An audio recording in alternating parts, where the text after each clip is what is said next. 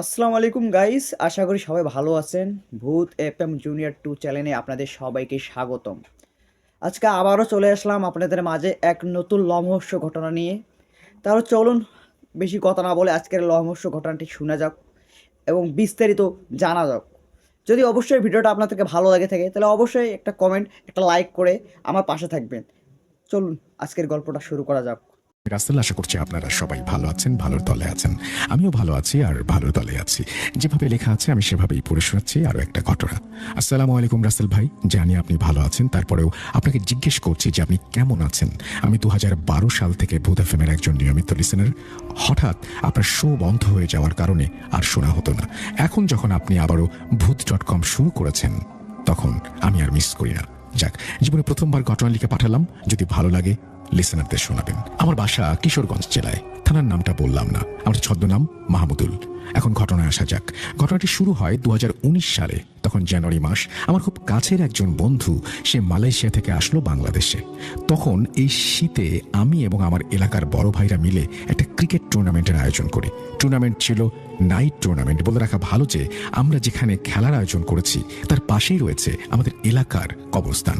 তো ওই দিন রাতে আমি আর আমার মালয়েশিয়ার বন্ধু দুজন আলোচনা করছি যে এই টুর্নামেন্টটি কিভাবে শেষ করব। দুজনের কথা শেষ হওয়ার পর যে যার বাসায় চলে যাই। তখন রাত প্রায় 12:30। পরদিন সকালে আমি ঘুম থেকে উঠি 10টার দিকে। আম্মু সকালের নাস্তা দিল, নাস্তা খেলাম। তখন আম্মুকে বললাম যে রাতে আমার ঘুম আজকে ভালো হয়নি, কি জানি সব অদ্ভুত অদ্ভুত জিনিস আমার চোখে ভেসেছে। আম্মু বলল এসব কিছু না। আমিও পাত্তা না দিয়ে চলে গেলাম টুর্নামেন্টের কাজ সম্পন্ন করতে। তখন শীতের সময় ছিল, রোদ তেমন নেই, হালকা কুয়াশা। এই কুয়াশার মধ্যেই মাঠের লাইটিং এবং অন্যান্য কাজগুলো সবাই মিলেমিশে করছে। আমি কবরস্থানের পাশে একটি চেয়ার নিয়ে বসে আছি, কারণ আমার শরীরটা খুব খারাপ লাগছে। মাথার মধ্যে যদি কেউ 50 কেজি ওজনের একটা বস্তা রেখে দেয় তাহলে যেমন ক্লান্ত লাগবে ঠিক তেমন। তারপর আমি খেয়াল করলাম আমার সামনে একটি অপরূপ ছায়া পড়ে আছে। কিন্তু অবাক করার বিষয়, এই কুয়াশার মাঝে ছায়াটা কিসের আমি বুঝতে পারছি না। আমার শরীর আরো বেশি ভার হতে লাগলো। আমি ছায়াটা দেখে ভয়ে অজ্ঞান হয়ে যাই। চোখ খুলে দেখি আমি আমার বাসায়। তখন রাতে 9টা। এই 10 ঘন্টার সময় কোথায় চলে গেছে আমার জীবন থেকে আমি বলতে পারবো না। সবাই আমাকে জিজ্ঞেস করলো কি হয়েছে। আমি সবাইকে বিস্তারিত বলি। সবাই বলে গোরস্থানের কাছে বসেছিলে তাই হয়তো এরকম ভয় পেয়েছো। তখন আম্মা আমাকে খাবার দেয়। আমি খাবার খেয়ে যথারীতি আমার রুমে শুয়ে পড়ি। কিন্তু স্বপ্নে হঠাৎ করে দেখতে পাই সেই ছায়া যেটা আমি কবরস্থানের পাশে দেখেছি। আমাকে আবার স্বপ্নে বলছে যে এটা তো মাত্র শুরু, এটার শেষ কোথায় তুমি দেখবে। ঘুম ভেঙে যায়। ঘড়ির দিকে তাকিয়ে দেখি 3টা বাজে। আমি বাকি সময়টা ঘুমালাম না। ফজরের আজান পড়ল আর সাথে সাথে আমার চারপাশটা কেমন শান্ত হয়ে গেল। আমি নামাজ পড়ে ঘুমিয়ে গেলাম। সকাল 11টার দিকে ঘুম থেকে উঠলাম। উঠে নাস্তা করে সারাটা দিন বসে থাকলাম আর চিন্তা করলাম রাতে আসলে আমার সাথে কি হলো এটা। সন্ধ্যার পর আমার মালয়েশিয়ার বন্ধু, ওর নাম ছদ্মনাম আদর, ও আমার বাসায় এসে আমাকে বলল চল বন্ধু ঘুরে আসি। তখন আমিও সারাদিন বাসা থেকে বের হই নাই। ওর কথায় আমি বাসা থেকে বের হলাম আর চলে গেলাম আমাদের বাড়ি থেকে 3 কিলোমিটার দূরে একটা নদীর পাড়ে। সেখানে গিয়ে দুই বন্ধু আড্ডা দিতে দিতে রাত তখন প্রায় 12টা। তখন বললাম বন্ধু বাড়িতে চলে যেতে হবে। দুজনে হাঁটতে শুরু করলাম। প্রায় 1 কিলোমিটার চলে আসলাম। তখন আসার পথে একটা তেঁতুল গাছ পড়ে। আবার সেই ছায়া ভেসে উঠল চোখের সামনে। তখন তেঁতুল গাছটা যেন আরো অন্ধকার হতে লাগলো। সেটা দেখে আমি কিছুটা ভয় পেলেও আমার বন্ধুকে বলছি না। তখন দেখলাম সে কিছুটা অনুভব করতে পারছে। আমি এটা দেখার পরেও হাঁটছি, কিন্তু হাঁটার সময় যা ঘটলো তার জন্য আমি মোটেও প্রস্তুত ছিলাম না। এবার দেখলাম কালো ছায়া না, 2 পাওয়ালা সাদা পোশাক পরিহিত এক লম্বা তাল গাছের মতো কেউ দাঁড়িয়ে আছে। ভীষণ ভয় পেয়ে আমরা আয়াতুল কুরসি পড়তে শুরু করি। দেখলাম এটা আস্তে আস্তে আবার সেই অন্ধকারের সাথে মিশে গেছে। তো আমরা ওই দিনের মতো খুব কষ্ট করে বাসায় আসলাম। এসে দেখলাম আমাদের শরীরের 2টা স্থান থেকে 2 টুকরো কাপড়ের অংশ নেই। আমার জিন্সের প্যান্ট থেকে হাঁটুর ওপরের অংশ এবং শার্টের পেছন থেকে একটা অংশ। বাসায় আম্মাকে বিস্তারিত সবকিছু বলার পর আম্মু পরদিন একজন হুজুরের কাছে আমাকে নিয়ে গেলেন। হুজুর সবকিছু শুনে আমাকে এবং আম্মুকে মাগরিবের নামাজের পর হুজুরের সাথে দেখা করতে বললেন। আমরাও মাগরিবের নামাজের পর হুজুরের কাছে যাই। যাওয়ার পর হুজুর বলেন কোনো এক ইনসান জিন দ্বারা আমার ক্ষতি হয়েছে। এটা শুনে আমি তো অবাক হয়ে যাই। আমার ক্ষতি আবার কে করতে চায়? হুজুরকে জিজ্ঞেস করলে তিনি আম্মুকে বলেন এটা এখন আমার পক্ষে বলা অসম্ভব, তবে আমি কিছু কাজ করে দিচ্ছি, সব ঠিক হয়ে যাবে। পরে হুজুর আমাকে একটা তাবিজ দিলেন আর বলেন এটা যেন আমি কখনো না খুলি। তারপর থেকে মোটামুটি সব ঠিক হয়ে যাচ্ছে, কিন্তু প্রায় সময় রাতে আমার বাইকের পেছনে একটা কুকুর দৌড়াতো। তবে এটাও আস্তে আস্তে একটা সমস্যার সমাধানের দিকে গেল। আমি আর ছায়াটাকে দেখি না। কেটে যায় 4 বছর। 2023 সালের জুলাই মাস থেকে মূল কাহিনী শুরু। আমি সেই ছায়াটাকে আবার দেখতে পাই। আমি রাতে ঘুমোতে গেলাম, তখন বাসার ঠিক সামনে দেখলাম এই কালো অন্ধকারের মধ্যে একটি ঘড়ি পড়ে আছে, খুব আলো ছড়াচ্ছে। ঘড়িটা দেখার জন্য আমি রুম থেকে বের হই, কিন্তু কাছে যেতে পারি না। কাছে গেলে এটা আমার থেকে দূরে চলে যাচ্ছে। তার মধ্যে আমি অনেকটা পথ চলে এসেছি। হঠাৎ দেখি ঘড়িটা আমার চোখের সামনে এবং 2019 সালে দেখা সেই লোকটি আমার সামনে চলে এসেছে। হঠাৎ আমি সম্বিত ফিরে পাই। আমি কোথায় চলে এসেছি? চারিদিকে শুধু অন্ধকার, আর আমার চোখের সামনে দাঁড়িয়ে আছে সেই লম্বা মানুষটি। আমি আল্লাহ বলে পেছনের দিকে একটা দৌড় দিয়ে চলে আসলাম। কোথায় আসলাম, কতক্ষণ দৌড়েছি কিচ্ছু জানি না, আমার কিছু মনে নেই। আমি একটা সময় জ্ঞান হারিয়ে ফেলেছিলাম। হঠাৎ করে আমার চোখে মুখে কেউ পানি দিচ্ছে। আমার জ্ঞান ফিরল। ফজরের আজান হচ্ছে। কেউ আমাকে জিজ্ঞেস করছে এখানে কিভাবে আসলাম। জায়গাটা সেখানে যেখানে আমি চেয়ার নিয়ে বসেছিলাম, সেই কবরস্থান। আমি তাদের বেশি কিছু বলিনি, শুধু বলি আপনারা আমাকে একটু বাসায় পৌঁছে দেন। এলাকার লোকেরা তখন আম্মাকে ডাক দেয়। আম্মা আমাকে দেখে কাঁদছেন আর বলছেন কি হচ্ছে সব। আমি আম্মাকে সবকিছু বলি, কিন্তু সমস্যা হলো যে তার পরদিন সকাল থেকে আমার জ্বর, পেটে পিঠে ব্যথা, শ্বাসকষ্ট শুরু হয়। আমার মনে হচ্ছে যে আমার সময় হয়তো শেষ। সাথে সাথে আমাকে ঢাকার একটা হসপিটালে ভর্তি করা হয়, কিন্তু 3 দিন চিকিৎসা করার পর ডাক্তার আমার কোনো রোগ ধরতে পারে না। আমি কিছু খেতে পারি না। হাসপাতাল থেকে আমাকে রিলিজ করে দেয়। বাড়িতে আসলাম, আমার অবস্থা আরো খারাপ হতে লাগলো। তারপর সেই হুজুরের সাথে আম্মা দেখা করলো। হুজুর বলল আমাকে নিয়ে যেতে। আমি হুজুরের বাসায় গেলাম। হুজুর আমাকে দেখে বললেন এই সমস্যা আমি সমাধান করতে পারবো না। আমি যে তাবিজটা দিয়েছিলাম সেটা নষ্ট হয়ে গেছে, আর তাই সেই জিন দ্বারা কালো জাদুটি করা সম্ভব হয়েছে। তার একদিন পর হুজুর আমাদের বাড়িতে আসবেন বলেন। হুজুর বলেন ওনার পালিত জিন দ্বারা রাস্তা বের করতে হবে, আর বলেন অরিজিনাল খাঁটি তুলারাশি একজন লোককে সঙ্গে রাখার জন্য। তো আমরা হুজুরের কথা মতো সবকিছুর আয়োজন করি। হুজুর একদিন পর অর্থাৎ শনিবার রাত আনুমানিক প্রায় 10টা বাজে তখন আসেন। একটা রুমের মধ্যে আমাকে নিয়ে বসেন এবং ওই তুলারাশির ব্যক্তিকেও নিয়ে আসা হয়। আমার রুমের 4 কোণায় 4টি মোমবাতি দিয়ে লাইট ফ্যান বন্ধ করে হুজুর তার মেহমানদের আমন্ত্রণ জানান। লাইট ফ্যান বন্ধ, তারপরেও প্রচন্ড একটা বাতাসে রুমটা ভরে যায়। মনে হচ্ছিল মোমবাতির আগুন এখনই নিভে যাবে। রুমের মধ্যে সবকিছু যেন আস্তে আস্তে শান্ত হতে লাগলো। আর সেই তুলারাশির ব্যক্তিটি তিনি হুম হুম একটা শব্দ করছিলেন, ভয়ঙ্কর লাগছিল। হুজুর বললেন ভয় পাওয়ার কিছু নেই। তারপর তুলারাশির ব্যক্তিটি আমাদেরকে সালাম দিল। আমরা তার সালাম গ্রহণ করলাম। হুজুর জিজ্ঞেস করলেন তোমার নাম কি? উত্তরে সে বলল কাঞ্চনা। তারপর তুলারাশির ব্যক্তি হুজুরকে বলে আপনি আমাকে কেন ডেকেছেন? তখন হুজুর বলেন তোমার সামনে যে ছেলেটি বসে আছে তার সমস্যার জন্য তোমাকে ডেকেছি, তাকে কিভাবে সুস্থ করতে পারি। তখন হুজুরের পালিত জিন বলেন একজন ইনসান একটা দুষ্ট জিনের মাধ্যমে কালো জাদু করেছে, কিন্তু এখনো 3 ঘন্টা সময় আছে আপনাদের হাতে। কিছু করার মতো হলে আপনাদের এখনই করতে হবে। হুজুরের পালিত জিন বলে আমরা সবকিছু করতে পারবো, কিন্তু আমাদের খুশি করতে হবে। পরে হুজুর বললেন সবকিছু হবে, তুমি আগে ওকে সুস্থ করো। তখন তুলারাশির ব্যক্তি আমাদের বলেন 3টি লাল রক্ত জবা ফুল নিয়ে আসতে হবে। কথা মতো সাথে সাথে 3টে রক্ত জবা ফুল নিয়ে আসা হয়। সেটা হুজুরের পালিত জিন কি যেন বলে 3 বার ফু দিয়ে দেন। ফজরের আজানের পর কবরস্থানে গিয়ে নামাজের পূর্বে প্রতিদিন একটা করে 3 দিনে 3টা ফুল খেতে বলা হয় আমাকে। বাকি কাজগুলো তারাই করবেন। তারপর আমার বাসা থেকে 17টি তাবিজ, একটি পুতুল বের করে আনা হয়। প্রথমে একটি ঘড়ি দেখেছিলাম আমি, ঠিক সেই জায়গায় যেখানে দেখেছিলাম মাটির নিচ থেকে পুতুলটাকে বের করা হয়। এই পুতুলের গায়ে ছিল আমার সেই জিন্সের প্যান্টের কাপড়, আর সেগুলো আগুনে সব পুড়িয়ে ফেলা হয়। তারপর আমরা সবাই জানতে চাই কে করেছে সব। তারপর উনি বললেন আমার এক বন্ধুর কথা, যা আমি বিশ্বাসই করতে পারছিলাম না। তারপর জিনটি বলেন কিছুদিন আগে আমার যে বিয়ে ঠিক হয়েছিল সেটাও ভেঙে গিয়েছে সেই বন্ধুর কারণেই। আমি আমার বন্ধুর নামটি প্রকাশ করছি না। আমার সেই বন্ধুর সাথে আমার সম্পর্কটা নষ্ট হয় টাকা নিয়ে। আমি ওকে টাকা দিয়েছিলাম, কিন্তু ও তার বদলে আমার সাথে প্রতারণা করেছিল। যাক, তারপরে জিনের কথা মতো সব কাজগুলো শেষ করলাম। তারপর ওনারা 3 কেজি মিষ্টি আর একটা করে মুরগি আমি যে সময় তার দেয়া ওষুধ খাবো কবরস্থানের ওই জায়গায় রেখে আসতে বলেন। আল্লাহ রহমতে আমি কিছুটা সুস্থ হয়েছি এখন, এবং সকলের কাছে দোয়া চাই। আমাদের ঘটনাটি সিলেক্টেড হলে অবশ্যই জানাবেন। ঘটনাটি পাঠিয়েছেন যিনি, তার নাম গোপন রাখতে বলেছেন, কিন্তু তিনি আমাদের নাম, ঠিকানা, ফোন নাম্বার 3টি দিয়েছেন। আপনাকে অসংখ্য ধন্যবাদ এই ঘটনাটি পাঠানোর জন্য, এবং যারা কষ্ট করে এতক্ষণ পর্যন্ত শুনলেন তাদের সবাইকেও অনেক অনেক অনেক ধন্যবাদ। আমরা চলে যাব আমাদের পরবর্তী ঘটনায়। আপনাদের সবার নিশ্চয়ই মনে আছে আত্মাবন্দী জাদুর কথা। হ্যাঁ, আজকে আমরা নিয়ে এসেছি আত্মাবন্দী জাদুর 2য় পর্ব। কিরে ভাই, ফার্স্ট পার্টি কি ছিল? কখন গেল? ভয়রা চেহারাতে গিয়ে পথ হারিয়ে ফেলছেন না তো? জি হ্যাঁ, সবার সাথে আপডেটেড থাকতে এক্ষুনি সাবস্ক্রাইব করে নিন আর ঘন্টা বাজিয়ে দিন।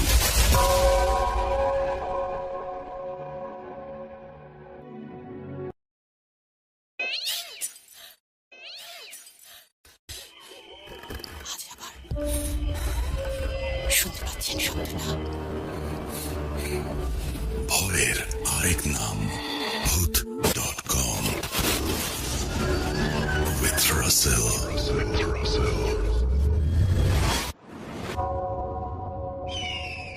Welcome back. আপনাদের সবাইকে স্বাগত জানাচ্ছি আমি রাসেল। আশা করছি আপনারা সবাই ভালো আছেন এবং ভালোর তলে আছেন। আমিও ভালো আছি আর ভালোর তলেই আছি। সাবিত আলম এই ঘটনাটি সংগ্রহ করেছেন এবং তিনি শুরুতেই বলেছেন যে তিনি যেই ঘটনাটি আজকে আমাদের সাথে শেয়ার করবেন সেই ঘটনাটি পর্তুগালের সেই আন্টির মতো একজন জাদুকরের। কিন্তু তিনি সেই সাথে বলেছেন যে তিনি পর্তুগালের আন্টির সাথে অনেকেই যোগাযোগ করতে চান, সেই বিষয়ে কোনো দায়িত্ব নিতে পারবেন না। এরপরে তিনি লিখছেন, কোনো ভূমিকা বা পরিচয় পর্বে না গিয়ে আপনাদের কাছে আবারও অনুরোধ করছি যে দয়া করে নাম্বার বা ঠিকানার জন্য কেউ আমাকে পার্সোনালি ইমেল বা মেসেজ করবেন না, কারণ আমি কারো ক্ষতির দায় নিতে ইচ্ছুক নই, ক্ষমা করবেন। চলুন আজকের এই ভয়ানক কনফেশনের দিকে যাই। ঘটনাটি আমি জাদুকরের ভাষাতেই লিখছি আর আমার লেখার অনিচ্ছাকৃত ভুল ত্রুটির জন্য সবার কাছে ক্ষমা চাচ্ছি। আজকের ঘটনাটি যাকে নিয়ে, তিনি সাবিনা খাতুন। তিনি বলছেন, কেমন আছেন? আজ আমি আপনাকে যে ঘটনাটি শোনাতে যাচ্ছি সেটিকে আসলে নিছক একটি ঘটনা বলা ভুল হবে। এটি আসলে আমার জীবনের এক ভয়াবহ স্বীকারোক্তি বা কনফেশন। আজ প্রথমবারের মতো আমি আপনার এবং আপনার অগণিত শ্রোতাদের সামনে আমার জীবনের এই কালো অধ্যায়টি উন্মুক্ত করছি। আল্লাহই ভালো জানেন যে আমার শেষ পরিণতি কী হবে বা পরকালে আমার কপালে কি লেখা আছে, কিন্তু অন্তত এই ঘটনাটি সবাইকে শুনিয়ে আমার মনে হচ্ছে আমার বুকের ওপর চেপে থাকা পাথরটি হয়তো কিছুটা হালকা হবে। আমি আশা করব আপনি আমার এই ঘটনাটি আপনাদের চ্যানেলে অবশ্যই প্রচার করবেন, যেন অন্য কেউ আমার মতো ভুল না করে। ঘটনার গভীরে যাওয়ার আগে আমি একটা প্রসঙ্গে কথা বলতে চাই। আমি কিছুদিন আগে আপনার চ্যানেলেই এই ধরনের একটি ঘটনা শুনেছিলাম। সম্ভবত সেটি পর্তুগালের জাদুকরি আন্টি নামে বেশ জনপ্রিয়তা পেয়েছিল। সেই ঘটনায় ওই মহিলা নিজেই কালো জাদু বা ব্ল্যাক ম্যাজিক করতেন। আমার জীবনের ঘটনাটি কিছুটা সেরকম, তবে পার্থক্য হলো আমি জেনে বুঝে বা পরিকল্পনা করে এই অন্ধকার জগতে পা বাড়াইনি। আমার সাথে আসলে কি হয়েছিল, কিভাবে আমি এই ধ্বংসের পথে নামলাম, সেটি ঘটনা শুনলেই আপনারা বুঝতে পারবেন। সত্যি বলতে আমি এখন সেই মেয়েটিতে পরিণত হয়েছি যার সম্পর্কে আমার মহল্লার বা এলাকার মানুষজন ফিস ফিস করে বলে, ওই মেয়েটির কাছ থেকে দূরে থেকো, ও জাদু জানে, ও যায়নি। কিন্তু কেউ জানে না আসলে কিভাবে এই ভয়ানক রাস্তায় আমি এলাম। আর এখন আমি যদি ফিরেও যেতে চাই, হাজার চেষ্টাও করি, হালোর পথে ফিরতে পারবো না। আমার বাসা ময়মনসিংহ থেকে কিছুটা দূরে এক মফস্বল এলাকায়। আমাদের মহল্লাটা যেমন পুরনো, আমাদের বাড়িটাও ঠিক তেমনই জরাজীর্ণ আর প্রাচীন। বাড়ির চারপাশে উঁচু উঁচু সীমানা প্রাচীর, মাঝখানে বেশ গভীর ও ছমছমে উঠোন। সেই উঠোনের ঠিক মাঝখানে দাঁড়িয়ে আছে বিশাল এক পুরনো নিম গাছ, যার ডালপালাগুলো আকাশটাকে আঁকড়ে ধরতে চায়। বাড়ির মূল গেট দিয়ে ভেতরে ঢুকতেই হাতের বাম পাশে একটা ছোট ঘর। ওটা ছিল আমার দাদির ঘর। আমরা ওটাকে দাদির ঘর বলেই ডাকতাম। যে সময়ের কথা বলছি তখন দাদি মারা গেছেন প্রায় 3 বছর হয়ে গেছে, কিন্তু তার মৃত্যুর পর থেকে ওই ঘরটা সবসময় তালাবন্ধই থাকতো। কেউ ওই ঘরে ঢুকতো না। আম্মু প্রায়ই আমাকে সতর্ক করে বলতো, সাবিনা খবরদার ওই ঘরের দিকে ভুলেও যাবে না, ওখানে গেলে তোমার ভালো লাগবে না, শরীর খারাপ করবে। কিন্তু মানুষের মন বড়ই অদ্ভুত। যে জিনিসটা থেকে মানুষকে বারবার বারণ করা হয় বা নিষেধ করা হয়, সেই জিনিসের প্রতি মানুষের আকর্ষণ বা কৌতূহল থাকে সবচেয়ে বেশি।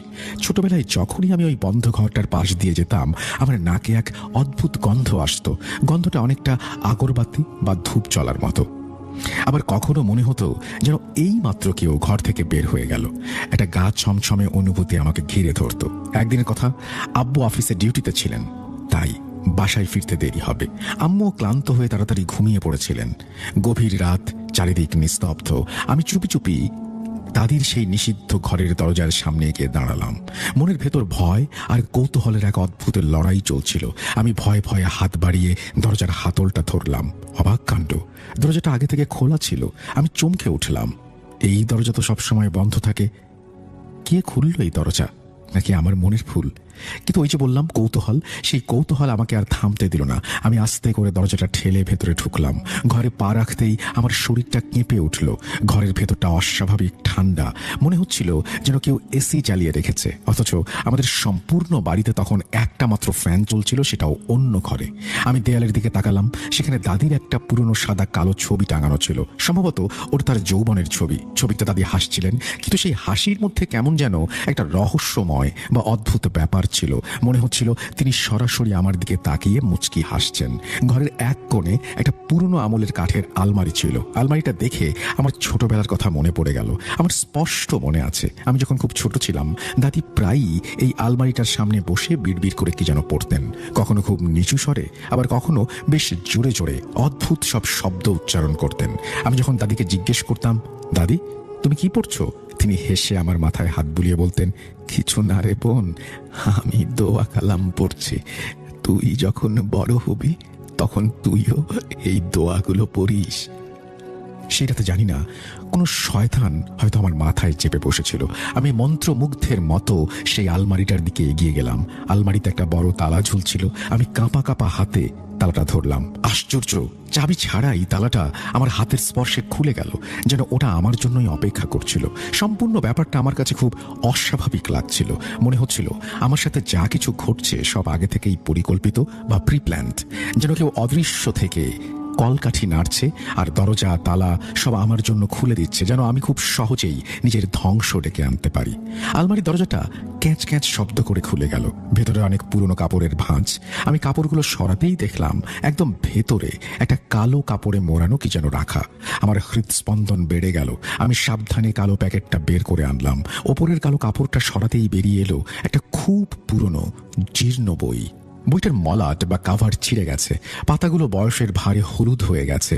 বইয়ের ওপরে আরবি এবং ফার্সি ভাষায় অদ্ভুত সব হরফে কিছু লেখা। আমি আরবি পড়তে জানতাম, তাই লেখাটা পড়ার চেষ্টা করলাম। সেখানে লেখা ছিল, যাই হোক আমি সেটা পড়ছি না, তার বাংলাটা বলছি, যে ভয় পায় না কেবল সেই যেন এটা খোলে। আমি বোকার মতো সেই সতর্কবাণী বা ওয়ার্নিং উপেক্ষা করলাম। আসলে বোকার মতো না, আমি তো তখন অর্থই জানতাম না সেই লেখার। শুধু একবারে চোখ বুলিয়ে বইটা খুলে ফেললাম। এটাই ছিল আমার জীবনের প্রথম এবং সবচেয়ে বড় ভুল। আমার উচিত ছিল ওখানেই থেমে যাওয়া, বইটা বন্ধ করে রেখে দৌড়ে পালিয়ে যাওয়া, কিন্তু আমি তা করিনি। বইয়ের পাতা উল্টাতেই আমার চোখ কপালে উঠল। ভেতরে অদ্ভুত সব নকশা, জ্যামিতিক আঁকিবুঁকি এবং বিভিন্ন রকমের বাক্য, দুর্বোধ্য সব নির্দেশনা। অনেকগুলো পাতায় লাল কালিতে লেখা ছিল। কালির রংটা এত গাঢ় আর কালচে ছিল যে মনে হচ্ছিল ওটা সাধারণ কালি নয়, রক্ত দিয়ে লেখা। আমার মনের ভেতর থেকে একটা আওয়াজ আসছিল, সাবিনা বইটা বন্ধ করো, এটা ভালো কিছু নয়। কিন্তু আমার মস্তিষ্ক তখন কৌতূহলের নেশায় বুঁদ হয়েছিল। আমার হাত কিছুতেই বইটা বন্ধ করতে পারছিল না, বরং একের পর এক পাতা উল্টে যেতে চাইছিল। আমি পাতা উল্টাচ্ছি আর দেখছি, হঠাৎ একটা পাতায় আমার চোখ আটকে গেল। সেখানে বড় বড় অক্ষরে লেখা, যা চাইবে তাই পাবে। যা তোমার কাছ থেকে হারিয়ে গেছে তা ফিরে আসবে, যা তোমার নয় তাও তোমার হবে, শুধু মন থেকে ডাকো। লেখার নিচে একটা বিশেষ জাদুর প্রক্রিয়া লেখা ছিল। সেখানে বলা ছিল রাতের নির্জনতায় নির্দিষ্ট কিছু শব্দ পাঠ করতে হবে, আর এই কাজের জন্য কিছু খুব সাধারণ জিনিসের প্রয়োজন। একটু লবণ, কালো সুতো, একটা আয়না এবং নিজের মাথার একটা চুল। আমি বইটা বন্ধ করলাম, কিন্তু আমার বুকের ভেতর তখন উথাল পাথাল চলছে। আমি যে খুব ধার্মিক বা নামাজি মেয়ে ছিলাম তা নয়, তবে এমন বোকাও ছিলাম না যে হুট করে জাদুতে বিশ্বাস করে বসবো। কিন্তু সমস্যাটা ছিল আমার পরিস্থিতি আর আমার মনের হীনমন্যতা। আমার নিজের জীবনটাকে আমার খুব তুচ্ছ আর সাধারণ মনে হতো। আব্বুর সামান্য আয়ে আমাদের সংসার কোনো মতে চলতো। আম্মুর শরীরটা সবসময় খারাপ থাকতো, চিকিৎসার টাকা জুটতো না। ওদিকে ভার্সিটিতে আমার বান্ধবীদের দেখতাম কি সুন্দর তাদের জীবন। তাদের হাতে দামি আইফোন, গায়ে নাম করা ব্র্যান্ডের জামা কাপড়, কাঁধে দামি ব্যাগ। আর আমি যখন নিজের দিকে তাকাতাম তখন মলিন চেহারা আর দারিদ্র্য ছাড়া কিছুই দেখতাম না। আমার মনের ভেতর হিংসার আগুন জ্বলতো। সবসময় ভাবতাম, ইস, আমার যদি ওদের মতো টাকা থাকতো, আমরাও যদি বড়লোক হতাম। এই বইটা দেখে আমার মনে একটা আশা জাগলো। বুঝতে পারছিলাম এটা কালো জাদু, এর ভেতর যা লেখা আছে সবই কুফরি কালাম। আমার বিবেক আমাকে বারবার বাধা দিচ্ছিল, সাবিনা এই পথে যাস না, এটা ধ্বংসের পথ। কিন্তু শয়তান আমার মগজে ঢুকিয়ে দিল যে বড়লোক হওয়ার, ধনী হওয়ার এর চেয়ে সহজ রাস্তা আর নেই। অনেক চিন্তা ভাবনার পর আমি সিদ্ধান্ত নিলাম আমি এই জাদুটা করব। ধনী হওয়ার নেশা আমাকে অন্ধ করে দিয়েছিল। পরের রাতটা ছিল বৃহস্পতিবার দিবাগত রাত, অর্থাৎ জুম্মার রাত। বইয়ের লেখা ছিল এই রাতটি এসব কাজের জন্য উপযুক্ত। রাত গভীর হলো, বাসার সবাই ঘুমিয়ে কদাকার। আমি আমার ঘরের দরজা ভেতর থেকে লক করে দিলাম, ঘরের লাইট নিভিয়ে দিলাম, শুধু মোবাইলের ফ্ল্যাশ লাইটটা জেলে রাখলাম উল্টো করে, যেন খুব আবছা আলো থাকে। বইয়ে লেখা ছিল এই কাজ খুব কম আলোতে করতে হবে। আমি আমার সামনে একটা ছোট আয়না নিয়ে বসলাম, পাশে একটা প্লেটে কিছু লবণ, কালো সুতো, আমার মাথা থেকে গোড়া সহ উপড়ে নেয়া চুল রাখলাম। সব আয়োজন সম্পন্ন, বইটা আমার সামনে খোলা। আমি বইয়ের নির্দেশ মতো মন্ত্র পড়তে শুরু করলাম। শব্দগুলো উচ্চারণ করা কঠিন ছিল, জিভে আসছিল না, কিন্তু আমি চেষ্টা করে যেতে লাগলাম। বইয়ে লেখা ছিল এই শব্দগুলো 3 বার পড়তে হবে। আমি যখনই পড়া শুরু করলাম আমার ঘরের পরিবেশটা কেমন যেন পাল্টে যেতে লাগলো। আমার ঘরের ফ্যান বন্ধ ছিল, জানালাও লাগানো, অথচ আমি স্পষ্ট অনুভব করলাম ঘরের ভেতর একটা হিম শীতল হাওয়া বইতে শুরু করেছে। মনে হচ্ছিল আমার ঠিক কানের কাছে বা ঘাড়ের পেছনে কেউ ফোঁ দিচ্ছে। আমার হাত পা ভয়ে কাঁপছিল, কিন্তু আমি থামলাম না। পড়া শেষ করে বইয়ের নির্দেশ মতো আয়নায় নিজের প্রতিবিম্বের দিকে তাকালাম। বইয়ে লেখা ছিল আয়নায় তাকিয়ে নিজের নাম বলো এবং মনে মনে সেই ইচ্ছাটার কথা ভাবো যা তুমি সবচেয়ে বেশি চাও। আমি আয়নার দিকে তাকালাম। এক মুহূর্তের জন্য আমার মনে হলো আমার পুরো মুখে নানান ধরনের কালো কালো ছোপ ছোপ দাগ। আমি ভয় পেয়ে চোখ সরালাম, আবার দেখলাম এবার দাগগুলো নেই। আমি সাহস সঞ্চয় করে নিজের নাম বললাম এবং মনে মনে সেই ইচ্ছাটা পোষণ করলাম যা আমি ছোটবেলা থেকে চেয়েছি। আপনারা হয়তো আমার ইচ্ছাটা শুনে হাসবেন বা আমাকে ঘৃণা করবেন, কিন্তু আমার একটাই চাওয়া ছিল সবাই আমার দ্বারা প্রভাবিত হোক, আমার কাছে অঢেল টাকা থাকুক, আমাকে দেখে মানুষ হিংসা করুক এবং আমি যেন সবার মধ্যমণি হয়ে উঠি। যেই আমি এই কথাটা ভাবলাম, আয়নার দিকে তাকিয়ে আমি চমকে উঠলাম। দেখলাম আমার চোখগুলো কেমন যেন সম্পূর্ণ কালো হয়ে গেছে, সাদা অংশটি যেন নেই, ভেতরটা ধোয়ার মতো ধোঁয়াশা। হঠাৎ আমার মাথাটা ভন ভন করে ঘুরে উঠল, চোখের ওপরে অন্ধকার নেমে আসলো। তারপর আর কিছু মনে নেই। যখন জ্ঞান ফিরল দেখলাম আমি বিছানায় শুয়ে আছি। আমার পুরো শরীর ঘামে ভিজে গেছে, এমনকি পরনের কাপড়টাও ভিজে চুপচুপে হয়ে গেছে। আম্মু আমার শিয়রে দাঁড়িয়ে আমাকে চোখ খুলতে দেখে আম্মু উদ্বিগ্ন হয়ে বললেন, হাই সাবিনা, সাবিনা তুই ঠিক আছিস তো? সকালে তোকে ডাকতে এসে দেখি তুই মেঝের উপরে অজ্ঞান হয়ে পড়ে আছিস। আমি আম্মুকে মিথ্যা বললাম, আম্মু আসলে আজকাল পড়ার খুব চাপ যাচ্ছে তো, রাতে ঠিক মতো ঘুম হচ্ছে না, তার উপর এই খাওয়া দাওয়ায় অনিয়ম করেছি, দুর্বলতার কারণে হয়তো পড়ে গিয়েছিলাম। আম্মু আমার মাথায় হাত বুলিয়ে বললেন, নিজের শরীরের যত্ন নিস মা, ঠিক মতো খাওয়া দাওয়া করিস। এই বলে আম্মু চলে গেলেন। কিন্তু এরপর থেকে আমি একটা অদ্ভুত পরিবর্তন লক্ষ্য করলাম।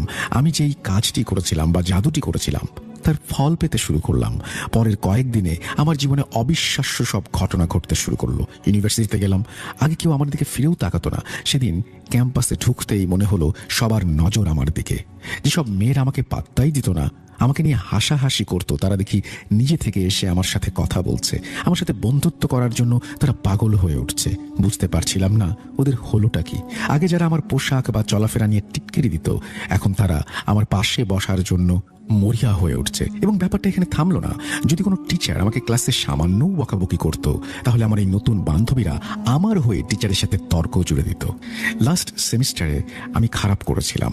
একদিন টিচার আমাকে ডেকে বললেন, সাবিনা আসলে দোষটা আমারই, আমি তোমাকে ঠিকমতো গাইড করতে পারিনি। খিটখিটে একজন টিচার, তিনি এই কথা বলছেন। বাসার পরিস্থিতিও পাল্টে গেল। একদিন ইউনিভার্সিটি থেকে ফিরে দেখি আব্বু খুব খুশি। আব্বুর স্বভাব ছিল খুব গম্ভীর, আমার সাথে খুব একটা হাসি মুখে কথা বলতেন না। কিন্তু সেদিন আব্বু আমাকে কাছে রেখে বসালেন, বললেন, সাবিনা জানিস তো মা, আজ অফিসে আমাকে বড় অঙ্কের একটা বোনাস দিয়েছে। আমি ঠিক করেছি আগামী মাসেই তোকে একটা ভালো মোবাইল কিনে দেব। সবকিছু কেমন যেন স্বপ্নের মতো মনে হচ্ছিল। আমার সব ইচ্ছে যেন জাদুর মতো পূরণ হচ্ছিল। কিন্তু এই বাহ্যিক সুখের আড়ালে আমার মনের ভেতর এক অজানা আতঙ্ক বাসা বাঁধল। এক অদ্ভুত অস্বস্তি আমাকে গ্রাস করে ফেলল। রাতে যখন আমি নিজের ঘরে একা থাকতাম তখন মনে হতো আমি একা নই, কেউ একজন আমার পাশে আছে। আমি শুয়ে থাকলে মনে হতো কেউ একজন আমার পাশে এসে শুয়ে পড়েছে, বিছানাটা দেবে যাচ্ছে। আমার বিবেক আমাকে প্রতি মুহূর্তে দংশন করছিল। ভেতর থেকে একটা আওয়াজ আসতো, তুই যা করছিস তা ঠিক করছিস না সাবিনা, এর পরিণাম ভালো হবে না। তা গাইস, গল্পটা তো শুনলেন, কেমন লাগলো? আশা করি ভালো লাগছে। আর এইরকম ভূতের গল্প শুনতে যারা ভালোবাসেন তারা অবশ্যই আমার ভূত এফএম জুনিয়র 2 চ্যানেলটা সাবস্ক্রাইব করে পাশে থাকবেন এবং আমার ভিডিওতে লাইক এবং কমেন্ট এবং শেয়ার করবেন। তা আজকের ভিডিওটা এই যে ছিল। তাহলে ভালো থাকবেন, সুস্থ থাকবেন। আল্লাহ হাফেজ। পরবর্তীতে আবার দেখা হবে নতুন কোনো এক গল্প নিয়ে।